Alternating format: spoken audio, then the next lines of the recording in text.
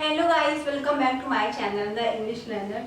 Guys, आज की video में एक ऐसे राइटर के बारे में बात करेंगे जिनको 18th century to 19th century एक फेमिन की यानी कि एक सॉरी फीमेल के बारे में बात करेंगे। वो फीमेल जो अपना एक स्यूडो नेम यूज करती थी अपने वर्क को पब्लिश करने के लिए, और क्योंकि उस टाइम सोसाइटी में एक वुमेन को अलाउ नहीं था इस तरह से, और उनकी फैमिली से भी फैमिली के कुछ रूल्स थे, वैल्यूज थे, जिसकी वजह से ये अपने वर्क को अपने नेम से यानी कि अपने जो खुद का इनका एक्चुअल नेम था उस नेम से ये अपने वर्क को पब्लिश नहीं कर पाती थी।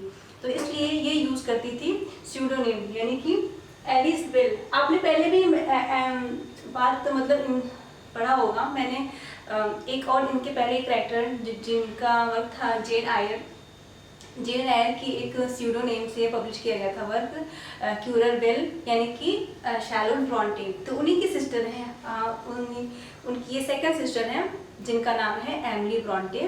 इनकी 3 सिस्टर हैं और ये हमारे जो ब्रिटिश के टेन्योर हैं यानी कि ब्रिटिश हिस्ट्री में ये फेमस हैं ब्रॉन्टे सिस्टर नेम से। तो आज इनके बारे में बात करेंगे। एमिली ब्रॉन्टे में इनका वर्क क्या है, मैग्ना ओपस वर्क है इनका वुदरिंग हाइट्स 1847। इनकी 3 सिस्टर हैं, एक तो शैलोट ब्रॉन्टे हो गई क्यूरर बेल, सेकंड ये एमिली ब्रॉन्टे यानी कि एलिस बेल, थर्ड है इनकी एन ब्रॉन्टे यानी कि एंटोन बेल। उनका एक फेमस वर्क है मैग्ना ओपस जिसका नाम है एग्नेस ग्रे। उसकी भी सेम पब्लिकेशन है यानी कि 3 सिस्टर एक साथ वर्क को लिख के एक साथ ही एक ही ईयर में पब्लिश कराई थी, जो ईयर है 1847। तो आज हम बात करेंगे इस राइटर के बारे में। ये राइटर हैं एमिली ब्रॉन्टे और इनका वर्क है वुदरिंग हाइट्स। वुदरिंग यानी कि एक विला कॉटेज जो कि हाइट हुई यानी कि जो ऊंचाइयों पर हो, और उस जो वुदरिंग हाइट्स है जो वर्क है उस वर्क के अंदर क्या ऐसा चीज़ें हैं जिसको उसको हम स्क्वीजिंग करेंगे। और इस वर्क में पहले तो ये वर्क जो है एक इसे गॉथिक फिक्शन भी कह सकते हैं। 18th सेंचुरी का नॉवेल है, late 18 to early 19th century. इसमें रोमांटिसिज्म भी है, इसमें रियलिज्म भी है, इसमें फुल ऑफ सीक्रेट भी है यानी कि इस तरह का सीक्रेट कि इसमें फैमिली का एक जैसे हायरार्की है, उस हायरार्की से ये फैमिली चलती है यानी कि स्टोरी चलती रहती है। और स्टोरी में कोई न फर्स्ट पर्सन ना ही थर्ड पर्सन नरेटर है, स्टोरी अपने आप चलती रहती है यानी कि कभी कोई स्टोरी सुना रहा है कभी कोई स्टोरी सुना रहा है। तो इस तरह का ये नॉवल है। आइए इस नॉवल को हम देखते हैं। एक तरह की इस नॉवल को एक साइकोलॉजिकल नॉवल भी कहा गया है। चलिए देखते हैं क्यों। तो इसमें 2 फैमिली हैं, अनशॉ फैमिली, लिंटन फैमिली। पहले हम बात करेंगे हमारे अनशॉ फैमिली के बारे में।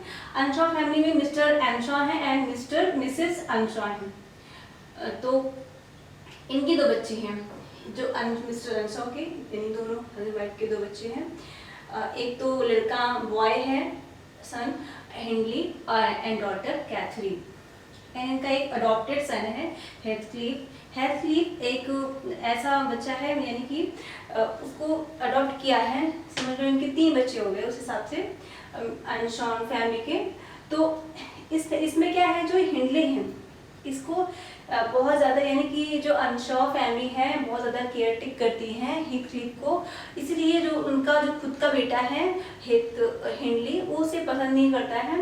कुछ सालों के बाद मिस्टर अनशॉ की डेथ हो जाती है तो ये अपने मनमानी करने लगता है यानी कि उसको एजुकेशन के लिए फंड प्रोवाइड नहीं करता है, तो उस तरह से पढ़ नहीं पाता और बहुत ही इंसल्ट करता है इस तरह से।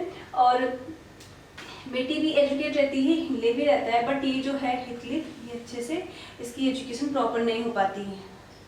एंड नेक्स्ट हम बात करेंगे सेकंड फैमिली जो है लिंटन फैमिली। पैरेलल चल रही है। ये फैमिली रहती है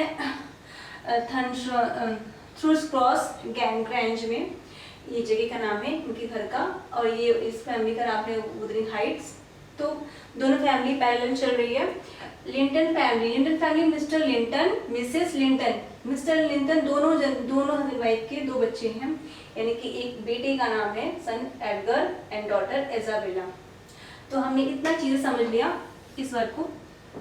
अब इसमें क्या होता है, यहाँ पे जो क्योंकि ये इस फादर की डेथ हो जाती है और ये दोनों बड़े होते हैं पैरेलल, और इन दोनों का एक सॉर्ट ऑफ रिलेशन हो जाता है, तो एक दूसरे को पसंद करते हैं। बट कुछ सम, क्योंकि ये जो हिंडले था ये इसकी हमेशा इंसल्ट करता था, तो इस वजह से वो अपनी जो नेली है, यानी कि एक यहाँ मैंने लिखा था नेली, नेली जो है मेड है इस घर की, वो उससे कहती है कि जो हेथक्लिफ है, मैं हेथक्लिफ से शादी नहीं करूंगी क्योंकि मेरा भाई उसकी बहुत इंसल्ट करता है और उसके पास पैसे नहीं है, ना ही वो एजुकेट है, यानी कि वो एक तरह का एक अनसिविलाइज्ड पर्सन है, तो मैं उसके साथ शादी नहीं कर सकती। तो ये सुन लेता है और बहुत गुस्सा हो जाता है और ये घर छोड़कर चला जाता है। उसके बाद क्या होता है, एडगर और कैथरीन की शादी हो जाती है, एंड पैरेलल इजाबेला, हाँ, और ये जो है ये कहीं बाहर जाके शादी करता है किसी और दूसरी लड़की से, उसका नाम रहता है फ्रांसिस नाम रहता है, उसे शादी करता है। उसका बेटा होता है जिसका नाम होता है हेयरटोन। बट क्या होता है, ये थोड़ा ज़्यादा ही स्थिति में रहता है, यानी कि पैसे वाला रहता है, तो घमंड रहता है वो, तो बहुत ही ज़्यादा ड्रिंकिंग करने लगता है, तो उसकी जो आदतें वो ख़राब हो जाती हैं। इस वजह से वो उसके पास जो उसकी वेल्थ है वो स्टेबल नहीं हो पाती है और पूरे वेल्थ को ख़त्म कर देता है। अब क्या होता है कि ये कुछ सालों के बाद जब इन दोनों की शादी हो जाती है, फिर भी एक दूसरे को थोड़ा इनमें सॉर्ट आउट हो जाता है रिलेशन, एक दूसरे को देखते रहते हैं। बट अब हेथक्लिफ वापस आता है, कुछ बहुत जल्दी वापस आता है, तो ये क्या करता है, इसको भगा ले जाता है, इसके साथ शादी कर देता है, इन दोनों का इलोपमेंट हो जाता है। उसके बाद क्या होता है, अब जो स्टोरी है ये इससे बहुत गुस्सा करता है ये एडगर, और इसका एक बेटा होता है जिसका नाम है लिंटन, इजाबेला एंड हेथक्लिफ का बेटा होता है।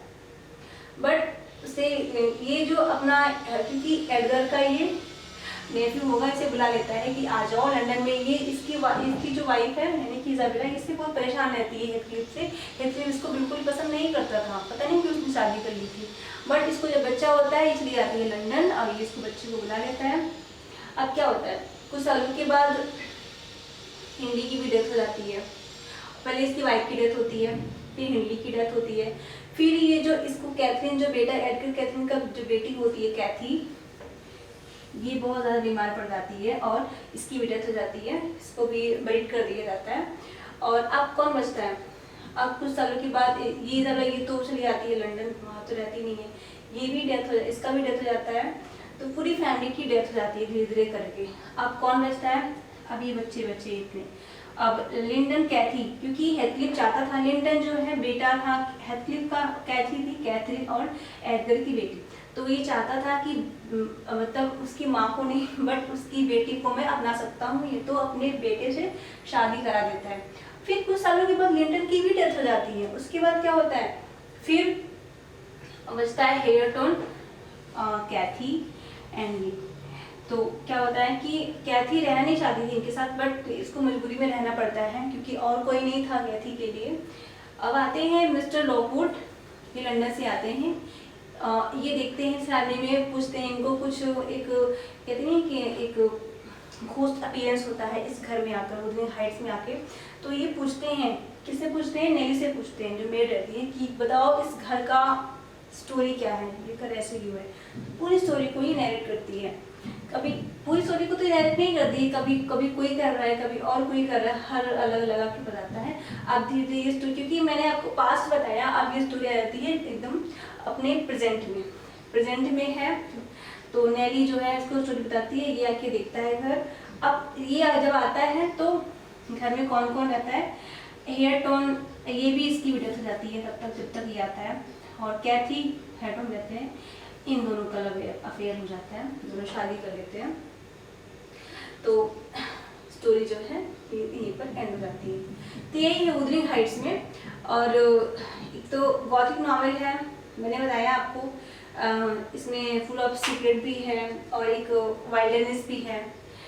तो इस तरह की स्टोरी को एमिली ब्रॉन्टे ने लिखा था। एक साइकोलॉजिकल डेप्थ भी बताया गया है इस नॉवेल को। तो ये इनकी नॉवेल, इनकी फेमस नॉवेल है, इनकी पब्लिश हुई थी 1847 में। तो I hope you all understand this novel. Thank you so much.